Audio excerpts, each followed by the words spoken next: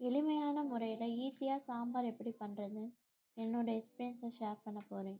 அதுக்கு ஃபஸ்ட்டு துவரம் பருப்பு ஒரு கையளவு, பாசிப்பருப்பு துவரம் பருப்பில் 3ல் 1 பங்கு, மிளகாய்த்தூள் 1½ டேபிள் ஸ்பூன், மல்லித்தூள் 1 டேபிள் ஸ்பூன், சாம்பார் பொடி 2 டேபிள் ஸ்பூன், மஞ்சள் தூள் 1/2 டீஸ்பூன், சீரகத்தூள் 1 டீஸ்பூன், இப்போ கொஞ்சமாக பெருங்காயம், கொஞ்சமாக வெல்லம், உப்பு. காய்கறியை பொறுத்த வரைக்கும் எது இருக்கோ அதை எடுத்துக்கலாம். இப்போது மாங்காய், முருங்கைக்காய், பீன்ஸ், கேரட் எடுத்திருக்கேன்.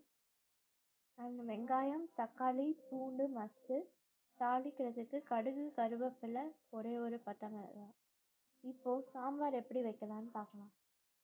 வெங்காயம் வெட்டிக்கிறோம், தக்காளி வெட்டிக்கிறோம், மாங்காய் வெட்டிக்கிறோம், முருங்கைக்காய் வெட்டிக்கிறோம், பீன்ஸ் வெட்டிக்கிறோம், கேரட் வெட்டிக்கிறோம்.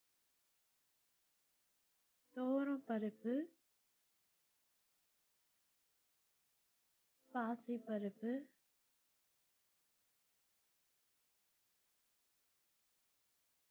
தக்காளி,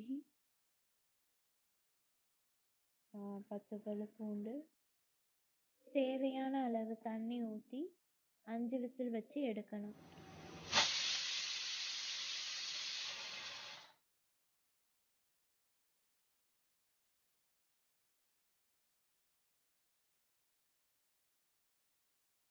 இப்போ நல்லா வெந்திருக்கு. மத்து வச்சு நல்லா கடைஞ்சி எடுத்துக்கணும்.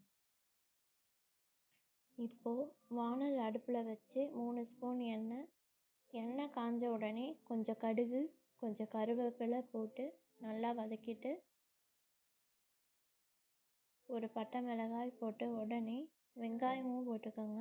வெங்காயம் நல்லா வதங்கிட்ட உடனே கொஞ்சமாக கல் உப்பு, கொஞ்சமாக பெருங்காயம் போட்டு வதக்கிக்கோங்க.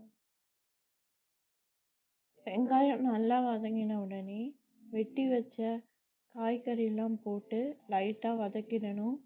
அதில் மிளகாய்த்தூள், மஞ்சள் தூள், சீரகத்தூள், மல்லித்தூள், சாம்பார் பொடி எல்லாத்தையும் போட்டு நல்லா கிண்டிக்கோங்க. தேவையான அளவு தண்ணீர் ஊற்றி காய் வேகிற வரைக்கும் மூடி வச்சிருங்க. காய் வெந்த உடனே கடைஞ்சி வச்ச பருப்பை சேர்த்து கலந்து விட்டுடுங்க.